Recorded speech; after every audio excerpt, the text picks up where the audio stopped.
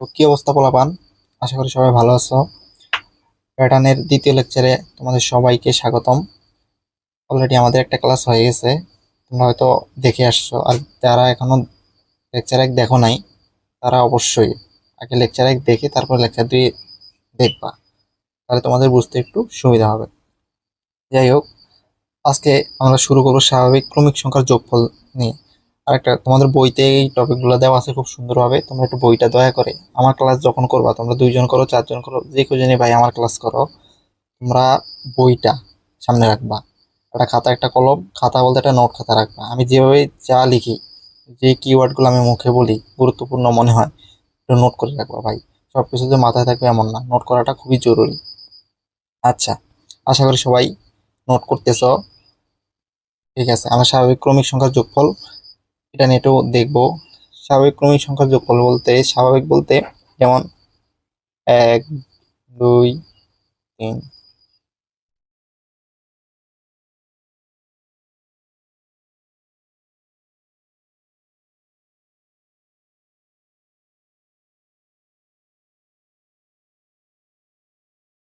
সমান সমান কত নাকি, এগুলোতে স্বাভাবিক ক্রমিক সংখ্যা সিরিয়াল বাই ক্রমিক।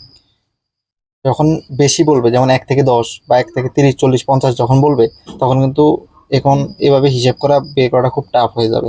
এগুলো একটা সূত্র আছে, তোমরা জানো অলরেডি, যে যোগফলের সূত্র।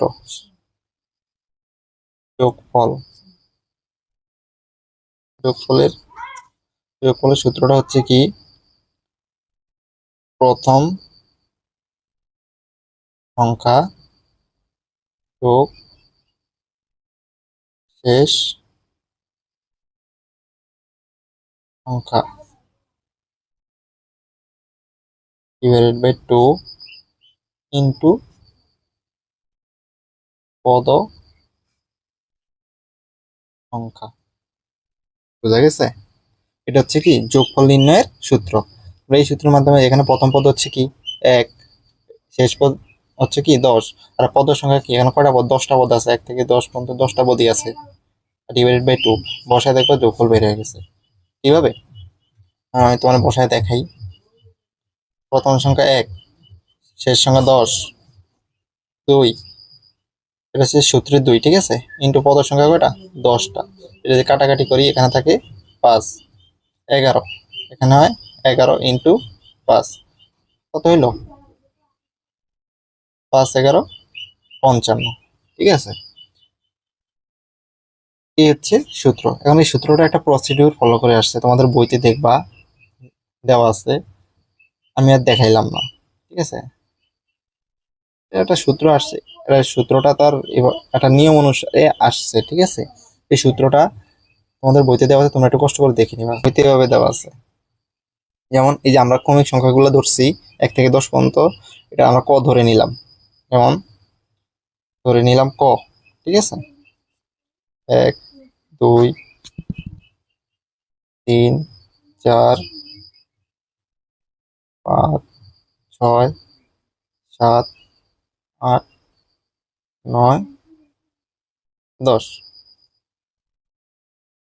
এটা আবার উল্টা করে লিখছি আর কি।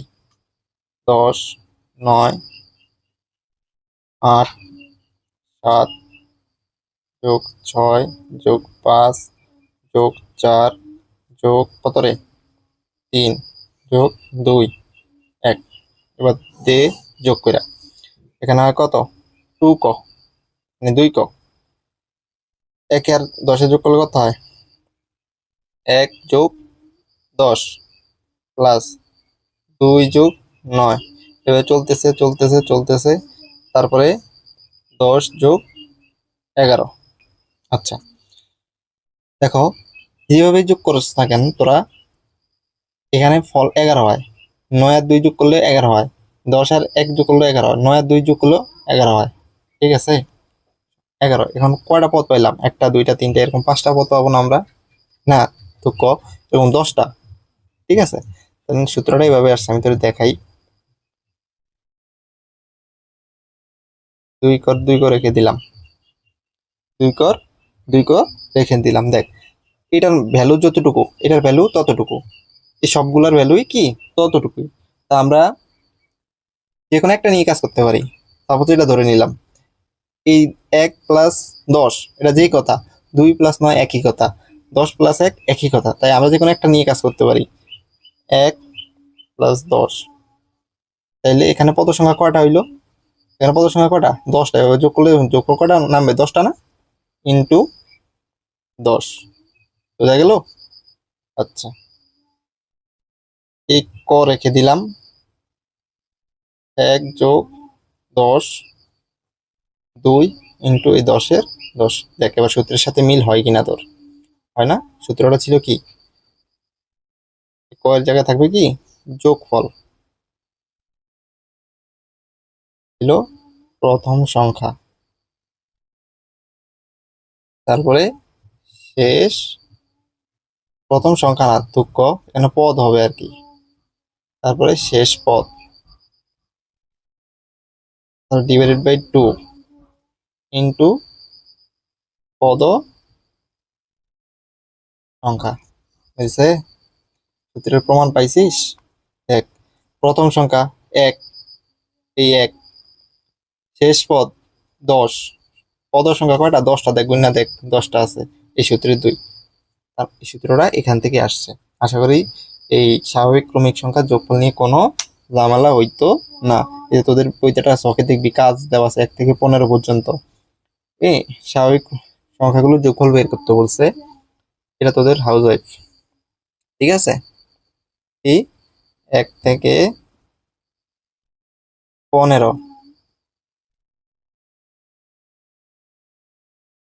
পর্যন্ত স্বাভাবিক ক্রমিক সংখ্যার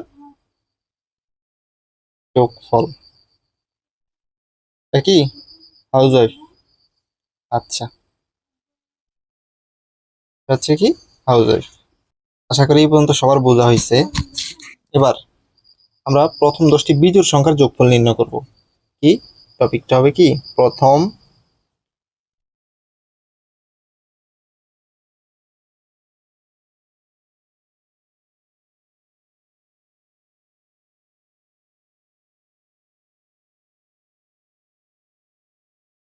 বিজোড় সংখ্যার যোগফল নির্ণয়।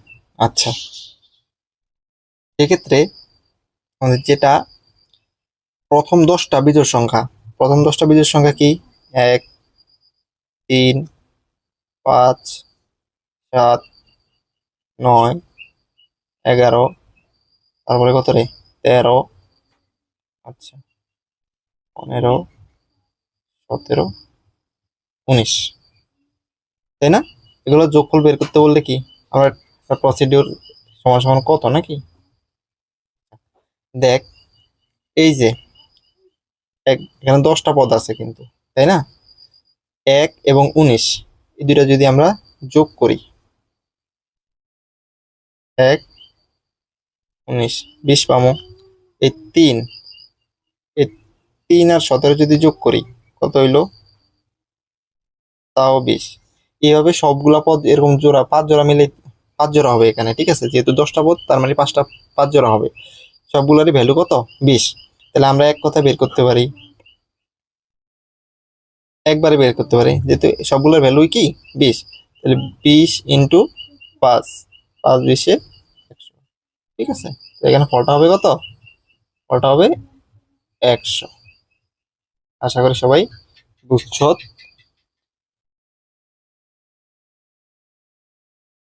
এবার আমরা পরের টপিকে যাই।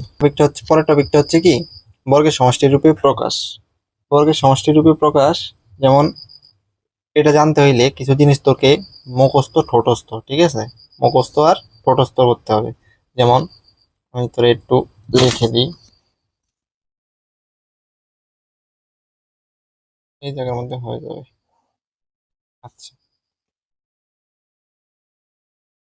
1-এর উপর স্কোয়ার করলে তো একই হয়, 2-এর উপর স্কোয়ার করলে 4 হয়, 3-এর উপর স্কোয়ার করলে 9 হয়, 4-এর উপর স্কোয়ার করলে 16 হয়, 5-এর উপর স্কোয়ার করলে কত হয় রে? 25, তারপরে 6-এর উপর স্কোয়ার করলে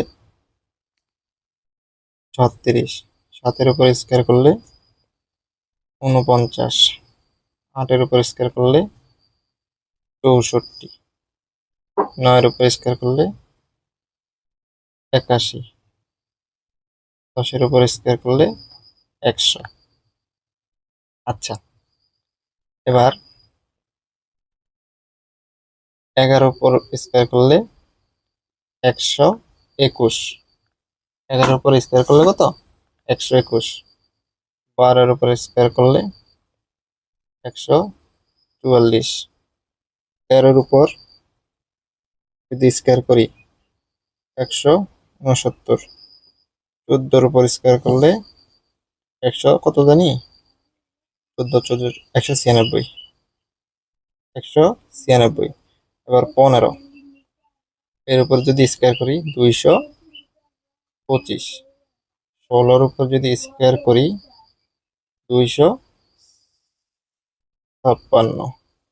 17 299, 18 324, 19, 19 উপর স্কোয়ার করলে 361, আর 20 উপর স্কোয়ার করলে তো 400। এগুলা এই জিনিস বর্গের সমষ্টি রূপে প্রকাশ করতে গেলে এগুলা ভাই তোকে মুখস্থের পরে ঠোঁটস্থ আছে না, ওইটা করতে হবে, শুধু মুখস্থ করলে হবে না। আর এগুলো শুধু এখানে না, আমরা যে বীজগণিত করবো চতুর্থ অধ্যায়, চতুর্থ পঞ্চম অধ্যায়, এগুলা প্রচুর লাগবে, প্রচুর। এগুলো মুখস্থ থাকতেই হবে। এই যে পাটিগণিত আমরা করতেছি এগুলা, এগুলা কিন্তু দেখবি যত উপরে উঠবি তোরা, 9-এ 10-এ, তারপরে ইন্টারমিডিয়েট, যখন যত উপরে যাবো পাটিগণিত দিন দিন শেষ। 9-10-এ গেলে মনে হবে মেবি পাটিগণিত নাই না, ঠিক আছে। ইন্টারমিডিয়েটে গেলে কোনো পাটিগণিত পাবি না, সব বীজগণিত। আচ্ছা, এগুলো তোর মুখস্থ করতে হবে, এগুলো কিন্তু সারা জীবনের সঙ্গী, এগুলো মুখস্থ করতেই হবে, একদম মুখস্থ ঠোঁটস্থ, কোনো কথা নেই। এখন তোমরা বইটা যদি ফলো করো, ঠিক আছে, বইটা ফলো করলে দেখবা এই যে সাপোজ 2-এর উপর আমরা এই দুইটা স্বাভাবিক সংখ্যার বর্গের সমষ্টি রূপে প্রকাশ করতে বলছে। দেখ, 2-এর বর্গ, তাহলে আমরা যদি 1-এর উপর স্কোয়ার দিই, আবার 1-এর উপর স্কোয়ার দিই, 1-এর উপর স্কোয়ার দিলে 1 হয়, আবার 1-এর উপর স্কোয়ার দিলে 1 হয়, তাহলে 1 1 2। আচ্ছা, তারপর যদি আমি 8 লিখি, বলছে 8কে যদি আমার দুইটা স্বাভাবিক সংখ্যার বর্গের সমষ্টি রূপে, তাহলে 2-এর উপর স্কোয়ার 2 2, দুইটা স্বাভাবিক সংখ্যা, 2 একটা স্বাভাবিক সংখ্যা, 2 একটা স্বাভাবিক সংখ্যা, এর উপর স্কোয়ার দে, মানে বর্গ হয়ে গেল। স্কোয়ার দে, দুইটা স্বাভাবিক সংখ্যার বর্গের সমষ্টি হইলো 2 2 4, 2 2 4, 8 হইলো। আচ্ছা, যদি বলে 13, সাপোজ 13 বলছে, কি করব? প্রথমে 3 স্কোয়ার, 3 3 9, আর 13 হইতে 4 লাগে, 2 স্কোয়ার। এগুলো তো ছোট, এগুলো আসবে না, আসলে একটু বড় টড় আসবে। দেখ, আমরা যদি 50 খেয়াল করি, 50, আমরা কিন্তু 50, দেখ 50-এর কাছাকাছি যেই সংখ্যাটা বের করতে বলবে, এটা একটু খেয়াল রাখবি, এটা কাছাকাছি কোনো সংখ্যা আছে কিনা। দেখ, 49, 7 যদি স্কোয়ার করি, 7 স্কোয়ার মানে কি 49 যোগ 1 স্কোয়ার, 1 স্কোয়ার করলে তো একই হয়। তো 49 আর 1 50, এটার আবার একটা করা যায় যে 25, ওই যেন 5 স্কোয়ার মানে 25। আচ্ছা, আমরা 5 স্কোয়ার আর 5 স্কোয়ার এভাবে লিখতে পারি, ঠিক আছে। আবার 65, দেখ 65-র কাছাকাছি কোনো পূর্ণ বর্গ সংখ্যা আছে কিনা, এক 64 আছে, তার মানে কি 8, 8 স্কোয়ার যোগ 1 স্কোয়ার, 64 আর 1 65। আবার অন্যভাবে আমরা লিখতে পারি, সেটা হচ্ছে 7 7 49, এই যে 49 আর 16 যোগ করলে কিন্তু 65 হয়, তাহলে 7 স্কোয়ার যোগ 4 স্কোয়ার, এইভাবেই করতে হয় আর কি। তোদের বইতে দেখবি শখের মধ্যে কাজ দিয়ে দিছে কি 130, 170, 185, হ্যাঁ, এগুলাকে দুইটা মানে দুই ভাবে স্বাভাবিক সংখ্যার বর্গের সমষ্টি রূপে প্রকাশ করতে বলছে। আমি সেখান থেকে দুইটা করাই দেবো, বাকিগুলো তুই করবি, তোরা করবি হোমওয়ার্ক, ঠিক আছে। সব তো আর আমি করে দেওয়া পসিবল না, যে 130 কাজ নাকি, 130 দুই দুই ভাবে দেখাতে বলছে। আমি কি বলছি, বড় সংখ্যা হলে কি করবি, এই যে 130-এর কাছাকাছি কোনো সংখ্যা আছে কিনা সেটা দেখ। 130-এর কাছাকাছি সংখ্যা আছে কি? 11 স্কোয়ার করলে কত? 121, মোটামুটি কাছাকাছি নাকি? 11 স্কোয়ার আর লাগে কত? 9। 3-এর উপর স্কোয়ার করলে 9 হয় না? আচ্ছা, আরেকভাবে কিভাবে করা যায়? আরেকভাবে করা যায়, দেখ আরেকভাবে যদি করা যায়, 11 কত? 11 না? এখানে আমরা 9 স্কোয়ার করে দিই। 9 স্কোয়ার করলে 81 হয়। 9 স্কোয়ার করলে 81, আর 81 এর 49-এ 130। ঠিক আছে, হ্যাঁ হ্যাঁ ঠিক আছে। 7 স্কোয়ার হইলো। এবার আসছে 170। 170 170 এটা তোদের কি হাউস ওয়াইফ? আচ্ছা, এগুলো কিন্তু করিস ভাই, শুধু শুধু সময় নষ্ট করে লাভ নাই, ঠিক আছে? এগুলো করতে হবে, করিস, করে আমাকে কমেন্টে জানাবি, প্রথম কমেন্টে জানাবি। আমি এর আগে একটা হাউস ওয়াইফ দিছি, ঠিক আছে? ওটা প্রথম, এটা সেকেন্ড। কমেন্টে আমাকে সেকেন্ড হাউস ওয়াইফ লিখে, মানে হোমওয়ার্ক লিখে আমাকে কমেন্ট করবি, তাহলে কিন্তু তোর খবর আছে। আচ্ছা, এবার আমি তারপর একটা আছে 185 না, আমি সেটা করে দিই। এই দেখ, 185 এটাকে কিভাবে করা যায়? 185-র কাছাকাছি কি সংখ্যা আছে দেখ। 189 চলে গেছে, 256, 256 না, এটা দিয়ে মিল করা যাবে না সম্ভবত।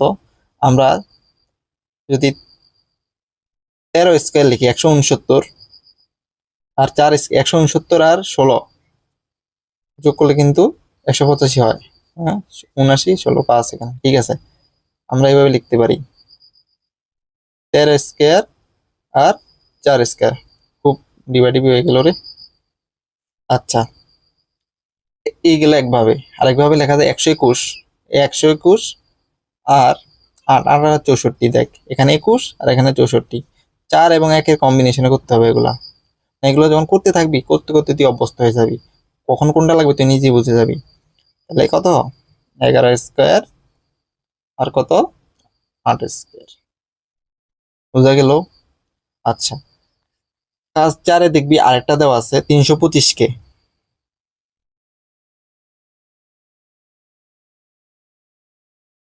কাজ 4,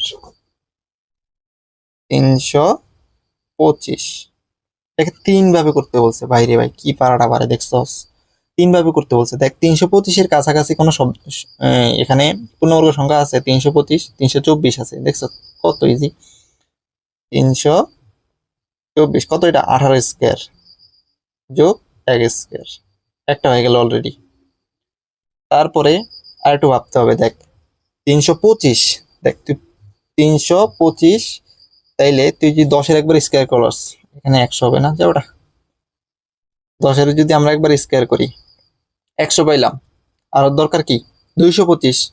225 যদি 15 স্কোয়ার করস, 225 পেয়ে গেলি। লাগে আরেকটা কি? এটা কি করুম রে? আরেকটা তো করতে হয়। দেখ, আরেকটা যদি আমরা 17 স্কোয়ার করি, 17 স্কোয়ার করলে কত? 289। 200 তো কত? 89। আর আমরা যদি ছয় ছয় 636, ঠিক আছে? 6 স্কোয়ার 36। দেখ, এখানে 36 এক বেশি আর এখানে এক কম, ওই যেন 17, 89। বুঝ, একটু প্র্যাকটিস করলে তুই নিজে বুঝে যাবি কিভাবে কি করতে হবে। তো তো আমরা এখন শিখবো ম্যাজিক বর্গ গঠন কিভাবে করতে হয়। 3 ক্রমের, 4 ক্রমের, 5 ক্রমের, 6, 7, 8, প্রায় 10, 12 পর্যন্ত করা যায় এভাবে।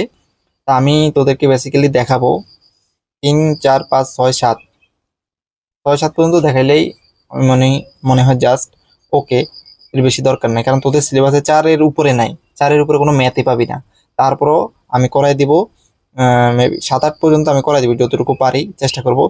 আর তোরা 4-এর পরে, ঠিক আছে, 4-এর পরে যাদের সময় নাই বা একটু বিজি, তারা চাইলে এগুলো বাকিটুকু স্কিপ করতে পারিস। আর আমি মনে করি স্কিপ না করাটাই বেটার, জীবনে শেখার কোনো শেষ নেই। জেনে রাখাটা ভালো। ঠিক আছে, 4-এর উপরে জানাটা ভালো। এগুলা হচ্ছে যারা একটু টপার, তারা এগুলো শিখতে চায়, ঠিক আছে, তাদের জন্য। তোরা চাইলে স্কিপ করতে পারিস, বেশি না, 10 মিনিট, 8 থেকে 10 মিনিট বা 11 মিনিট হইতে পারে, এতটুকু সময় একটু দেখে নিস।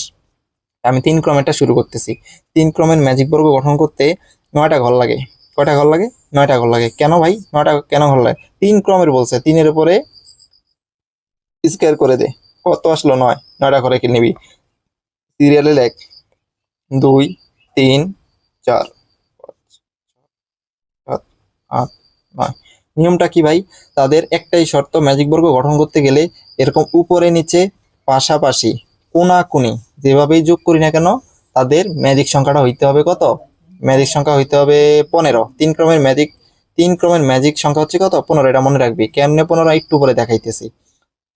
আচ্ছা, মিডিলে যে 5 আছে না, 5 রেখে দিবি, ঠিক আছে। তাদের শর্ত হচ্ছে পাশাপাশি কোনাকুনি যেভাবে যোগ করি না কেন যোগ করতে হবে, গুণ না কিন্তু। যোগ করলে 15 হইতে হবে। এবং আরেকটা শর্ত হচ্ছে, এই দেখ, এখানে একটা ঘর 2, মানে কর্নারে যে 4টা ঘর, এখানে জোড় সংখ্যা বসাইতে হবে। আমি যদি এখানে 2 বসাই, জোড় সংখ্যা বসাইলাম। তাদের শর্ত ছিল এই কোনাকুনি, কোনাকুনিও কি যোগ করলে সেম রেজাল্ট, মানে 15 আসতে হবে। দেখ, কোনাকুনি যোগ করলে 15 হইতে হবে। এবং এই যে কোনায় যে 4টা ঘর আছে, এখানে এই 4টা ঘরে কি জোড় সংখ্যাগুলো বসাইতে হবে। দেখ, 2 এবং 5 যোগ করলে কত? 7। আর আমার 15 হইতে কত লাগে? 8। দেখ, 2টা কর্নারে জোড় সংখ্যায় আসছে। আমি এখানে 6 লিখলাম। 5 6 কত? 11। 11 আর 15 হইতে বাকি কত? 4। জোড় সংখ্যা আসছে? আসছে। এবার তুই যেমনি খুশি সেমনি মিলা। 8 4 কত? 12। লাগে কত? 3। 6 এবং 8 কত?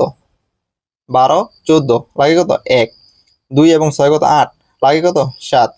এবার 2 এবং 4 6। 6 না? এখানে লাগে কত? 9। এইগুলো একটা নিয়ম, ঠিক আছে। একটা নিয়ম। আরেকটা নিয়ম আছে। আরেকটা নিয়ম শিখে রাখাটা ভালো। সেটাই হচ্ছে, সেটা শিখলে সেই 3 ক্রমের ম্যাজিক, মানে যে বিজোড় সংখ্যক, বিজোড় সংখ্যক, মানে বিজোড়। এবার আমি আরেকটা নিয়ম দেখাবো, সেটা দিয়ে তুই বিজোড় যত সংখ্যা আছে, যেমন 3, যেমন কত? 3, 5, 7, 9, এইসব ক্রমিক সংখ্যার ম্যাজিক বর্গ গঠন করতে পারবি। সেটার নিয়মটা হচ্ছে এরকম। প্রথমে এই যে বর্গগুলোর মাঝখানে, উপরের রোতে মাঝখানে যেই বর্গটা আছে সেখানে 1 লিখবি। লিখলাম। এবং এই যে কর্ণ বরাবর একটা তীর চিহ্ন আঁকবি। তীর চিহ্ন, একে এরকম এরো চিহ্ন দিতে হবে, ঠিক আছে। এখন এই এরো চিহ্ন দ্বারা কি কি বোঝায় দাদা? এটা দ্বারা বোঝানো হচ্ছে এই যে এটা দিয়ে এরকম ভাবে সোজা আসতেছে, এখানে কোনো ঘর আছে আর নাই। না থাকলে কি করতে হবে? এইটা দিয়ে ধর মনে মনে দাগ দিতে, আমি দাগ দিয়ে দেখাইতেছি না, নষ্ট হয়ে যাবে। এটা দিয়ে কি সোজা আসতেছে না, এটা দিয়ে নিচে ঘর আছে, তাহলে এটা দিয়ে ডিরেক্ট নিচে চলে আসতে হবে। কত? একদম ডিরেক্ট নিচে। 1-এর পরে কত? এখানে 2 হবে, 2। আবার এখানে এর চিহ্নটা দিবি, ঠিক আছে। এবার এবার যদি আমরা নিচের দিকে আসি, কোনো ঘর আছে? নাই। এবার যদি এদিকে আসি, দেখ এদিকে ঘর খালি আছে, তাহলে একদম ডিরেক্ট শেষেরটা চলে যাবি। 2-এর পরে কত? 3। 3-এর পরে এই আছে একটা এরো চিহ্ন। এখন ভাই, এরো চিহ্ন, এরপরে এই ঘরে যাওয়ার কথা, কিন্তু এই ঘরে তো সংখ্যা একটা আছে, তাই না? এই ঘরে একটা সংখ্যা আছে। তাইলে মনে করো এইখানে একজন দাঁড়ায় আছে, বা একটা দালানের মতো। এই যখন এই ঘরে যাবে, এটা ধাক্কা খায় পড়ে যাবে, নিজে ধাক্কা খায় নিজের জায়গায় চলে আসবে, এবং সেটা নিচের ঘরে দিয়ে দিবে। তো 3-এর পরে কত আসবে? 4। এখানে আরো চিহ্ন, সোজা যাবে, ঠিক আছে। 3-এর পর 4, 4-এর পরে এখানে হবে 5, 5-এর পরে এখানে হবে 6। দেখ, এখানে যদি এর চিহ্নটা দেই, দেখ এদিকে যদি যাই কোনো ঘর আছে? নাই। এবার এই সোজা যদি যাই, কোনো ঘর আছে? নাই। যদি না থাকে, তাহলে তার পরের সংখ্যাটা সে নিচে দিয়ে দিবে। তার পরের সংখ্যাটা কোথায় দিয়ে দিবে? নিচে, 7। তারপরে 7। আচ্ছা, 7। এবার যদি আমরা এরো চিহ্নটা দেই, এর নিচের দিকে যদি যাই, কোনো ঘর আছে? নাই। এবার যদি এদিকে যাই, দেখ শেষে একটা ঘর আছে, নেই। যে লাইনে যাবে শেষের ঘরটায় বসতে হবে, একদম নিচে শেষের ঘরটায়। তাহলে 7-এর পরে কি হবে? 8 মানে মূলত কাহিনীটা হচ্ছে কি জানিস, এই যে এদিকে যাবে না, এখানে বসলো, এইটা মনে মনে ধর এই যে লাইনটা, এটা একটা বক্স, এটা টেনে নিয়ে এটা সামনে, এই যে তীর চিহ্নটা আছে না, এটা সামনে দিছে। যেমন 3-এর 4-এর পরে 5 বসছে না, 5-এর পরে 6 বসছে না, এরকম আর কি। এই ঘরটা নিয়ে গেছে এটার সামনে, এই ঘরটা এটার সামনে নিয়ে গেছে। তাহলে 7-এর পরে এখানে 8 হওয়ার কথা। বক্সটা তো আর এখানে টেনে নেওয়া সম্ভব না, এই বক্সটা আমরা এখানে লিখছি। বুঝাইতে পারছি আশা করি। আচ্ছা, এখানে 8। দেখ, এদিকে গেলে কোনো ঘর নাই, এদিকে গেলে একটা ঘর আছে ফাঁকা। 8-এর পরে কত? 9। এই একটা নিয়ম। এটা হচ্ছে কি নিয়ম 1, আর হচ্ছে কি নিয়ম 2। এবার দেখ তো মিলে কিনা। 8-এর 1-এ 9, 9-7 15, 3 5 8, 8 7 15, 4 4 আর 2 কত? 6, 9 6 15। যেমনি যোগ করবি, কোনা কোনা যোগ করবি, যেমনি করবি দেখ। এবার একটু মিলিয়ে দেখ যে 15 হয় কিনা। ঠিক আছে, আশা করি সবগুলা 15 হবে। এবার আসি 4 ক্রমের ম্যাজিক বর্গ। 4 ক্রমের ম্যাজিক বর্গ। 4 ক্রমের ম্যাজিক বর্গটা আমরা এই নিয়মেই দেখবো, নিয়ম 1ই দেখবো। ঠিক আছে, আমরা নিয়ম 1-এর মাধ্যমেই দেখবো। দেখ, 1 2 3 4।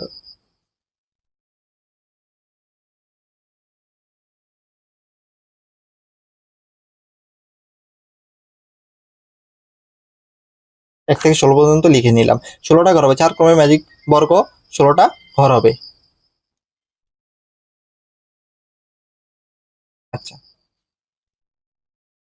তো ঠিক, আমরা 1 থেকে 16 পর্যন্ত লিখে নিলাম।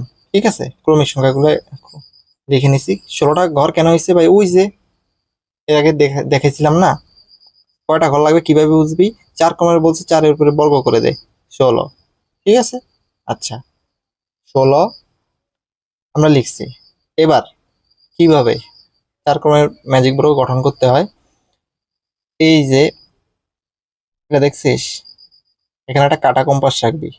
আমি হাত দিয়ে দেখাইতেছি, আমার এখন কাছে নাই। দেখে এই কর্নারটা টাচ করবি, টাচ করে করে করে করে এরকম ভাবে একটা ভালোবাসার বেড়া দিয়ে দিবি। না, মোটামুটি খারাপ হয় নাই। ঠিক আছে, এরকম একটা আমরা বন্ধনী দিয়ে মানে বৃত্ত দিয়ে আটকে দিলাম। দেখছো, ভালোবাসার ছোঁয়া যারা যারা পাইছে এরা খুবই ভাগ্যবান। তাদেরকে আমি লিখে দিলাম 2 3, তারপরে কত 8 12 15 14, তারপর হচ্ছে কত 9 5। সুন্দর না বিষয়টা? তাদেরকে সুন্দর করে টাচ করে দিলাম, হালকা ছোঁয়া দিয়ে দিলাম। সেই ছোঁয়া যারা পেয়েছে তারা আগে চলে এসেছে। ঠিক আছে, এরা হচ্ছে কি খুবই ভাগ্যবান। এখন কি খালি তোমরা বইতে দেখলে, বই যদি একটু পড়স তোরা, যদি এরকম কোনো পাপি থাকো যে বই পড়ে, তাহলে তোরা দেখতে পাবি এই যে কর্ণ বরাবর, এই কর্ণ বরাবর যেই ঘরগুলা, ওগুলো ফাঁকা থাকতে হবে। ঠিক আছে, তা আমরা এইভাবে করছি, এইটাও সেই কর্ণগুলা ফাঁকা দেখছিস, ওইটা এইটা লাউ দিয়া কদু। বুঝা গেল? এবার দেখ, এই যে 1 থেকে 16 পর্যন্ত আসছে, ঠিক আছে, এভাবে আসছে না, আমরা এখন রিভার্স উল্টা যাব, উল্টা যাব। যেমন আগে বসবে 16, এখানে একের জায়গায় 16 বসবে, 16, তারপরে 11, 11 6 1। সুন্দর না বিষয়টা? এটাও সেম। আগে বসবে কত? এখানে বসবে 13, তারপরে বসবে 10, তারপরে বসবে কত রে? 7, তারপরে বসবে 4। দেখ, এবার যেমনি যোগ করবি এমনি কত, এটার ম্যাজিক 4 ক্রমের ম্যাজিক, ম্যাজিক সংখ্যা হচ্ছে 34। কত? 34। এখন ম্যাজিক সংখ্যা কিভাবে বের করে সেটা তো দেখানো উচিত। এটা একটা সূত্র আছে, সূত্রটা হলো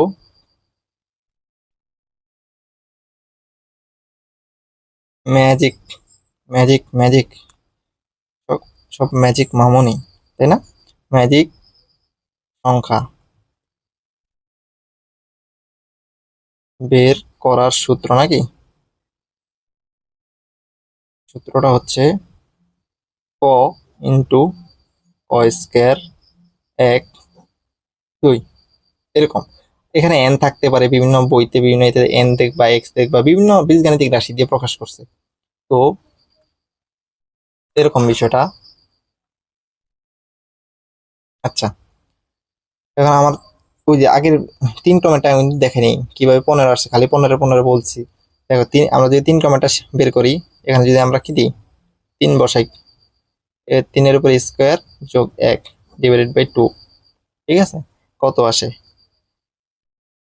3 × 3 = 9, 10 ডিভাইডেড বাই 2, কাটাকাটি করলে 5, 5 সমান সমান কত আসে? 3×5 = 15। এটা হচ্ছে কি 3 ক্রমের ম্যাজিক সংখ্যা।